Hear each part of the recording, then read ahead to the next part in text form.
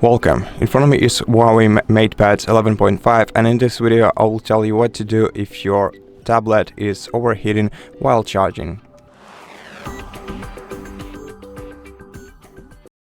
So the first thing that I want to mention is that it is absolutely normal for your tablet to overheat while charging using a fast charging cable and fast charging AC adapter.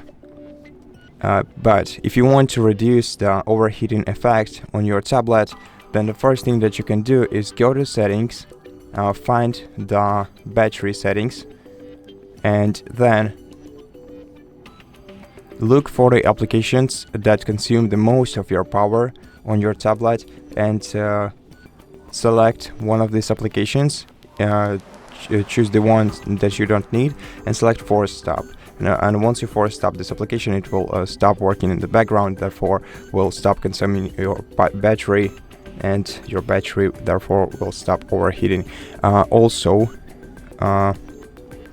if you don't need a fast charger at the moment, you can reduce the overheating by going to battery health and enabling smart charge option right here.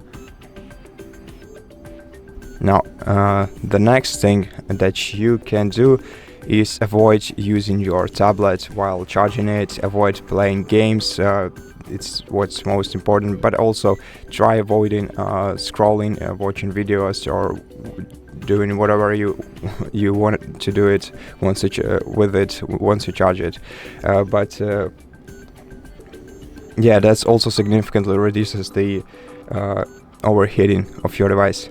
The next thing that you can and should do is remove the case from your tablet before charging it, because the case on your tablet really worsens the heat distribution, and therefore your tablet will overheat more. And the last thing that I want to tell you about is a recommendation to charge your device in a cool, well-ventilated area.